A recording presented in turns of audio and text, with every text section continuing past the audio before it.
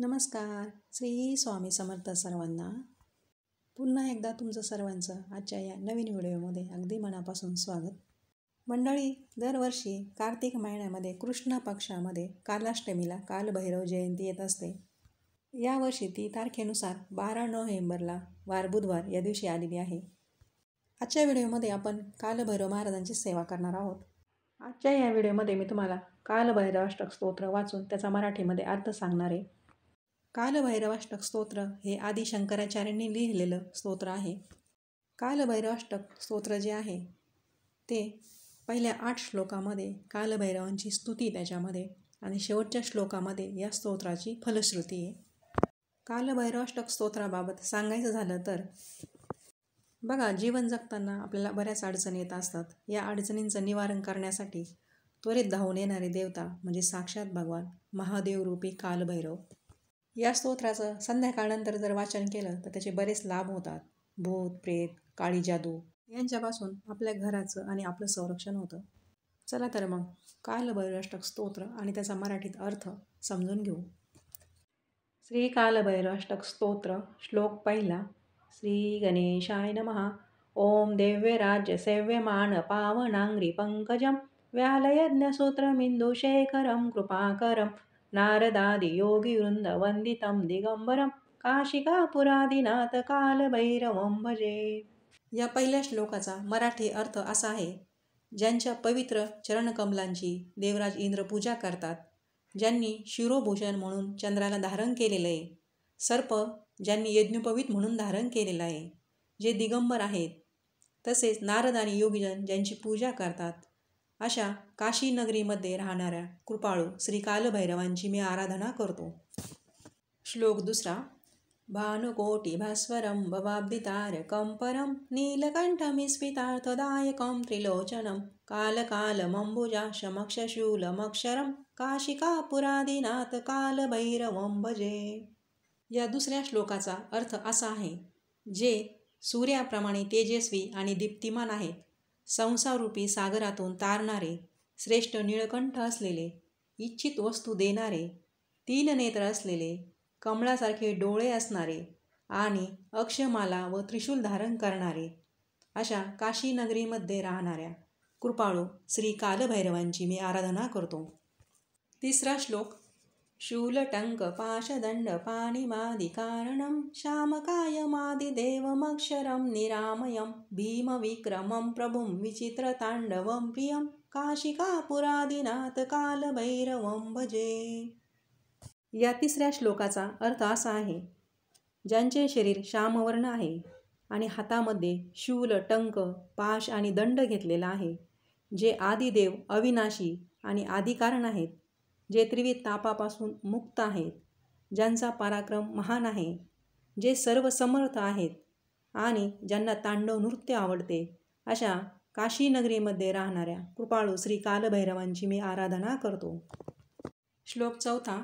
भुक्तिमुक्तिदायकं प्रशस्तचारु विग्रहं भक्तवत्सल्यं स्थितं समस्तलोकविग्रहं विनिघ्नं नमोनज्ञे हेमंकिंकिनालसत्कटी काशिकापुरादिनाथ कालभैरवं भजे. या चौथ्या श्लोकाचा अर्थ असा आहे: जे स्वरूप सुंदर आणि प्रशंसनीय आहे, सर्व संसार म्हणजे त्यांचे शरीर आहे, ज्यांच्या कमरेला सुंदर ऋणुझुणू आवाज करणारी सोन्याची साखळी आहे, जे भक्तांचे आवडते शिवस्वरूप आहे, जे भुक्ती मुक्ती देणारे आहे, अशा काशी नगरीमध्ये राहणाऱ्या कृपाळू श्री कालभैरवांची मी आराधना करतो. श्लोक पाचवा. धर्मसेतुपालकं अधर्ममार्गनाशकं कर्मपाशमोचकं सुशर्मदायकं विभुं स्वर्णवर्णशेषपाशशोभितांगमण्डलं काशिकापुरादिनाथ कालभैरवं भजे. या 5व्या श्लोकाचा अर्थ असा आहे: जे धर्माचे पालक आहेत व अधर्माचा नाश करणारे आहेत, जे कर्मपाशापासून सोडवणारे आहेत, जे कल्याण करणारे आणि व्यापक आहेत, ज्यांचे संपूर्ण शरीर सोनेरी रंग असलेले शेषनागाने सुशोभित असे आहे, अशा काशी नगरीमध्ये राहणाऱ्या कृपाळू श्री कालभैरवांची मी आराधना करतो. श्लोक 6वा.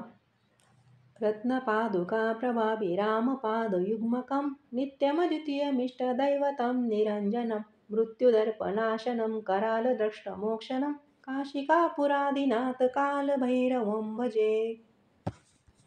या 6व्या श्लोकाचा अर्थ असा आहे, ज्यांच्या पायामध्ये रत्नजडित पादुका आहे, जे निर्मळ आणि अविनाशी, अद्वितीय आणि सर्वांची इष्ट देवता आहे, जे यमाचा अभिमान नष्ट करणारे आणि मृत्यूच्या दाढेतून वाचवणारे व मोक्ष देणारे आहेत, अशा काशी नगरीमध्ये राहणाऱ्या कृपाळू श्री कालभैरवांची मी आराधना करतो.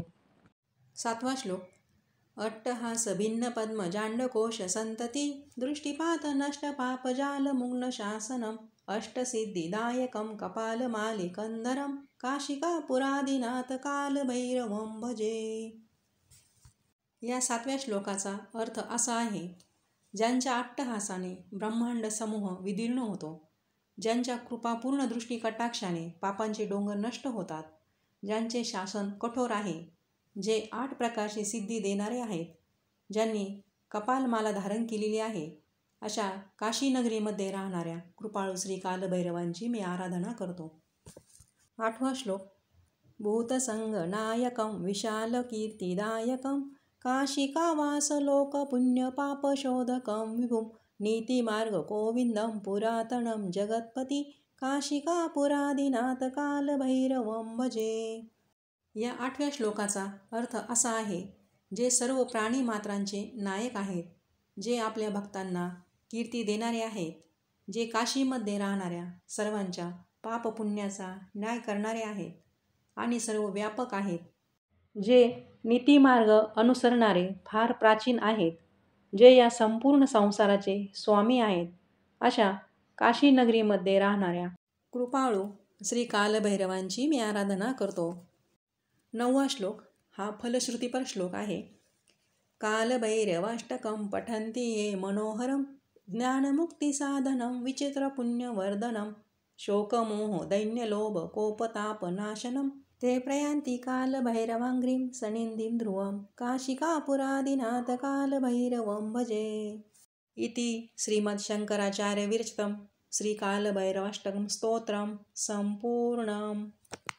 या 9व्या श्लोकाचा अर्थ असा आहे, ज्ञान आणि मुक्ती देणाऱ्या, भक्तांच्या पुण्याची वाढ करणाऱ्या, शोक मोह अधीनता लोभ आणि त्रिविध ताप नष्ट करणाऱ्या या मनोहर कालभैरवाष्टक स्तोत्राचे पठन करणारा निश्चितच अंती कालभैरवांच्या चरण कमळाजवळ वास करतो, असं हे शंकराचार्यांनी रचलेलं कालभैरवाष्टक स्तोत्र संपूर्ण.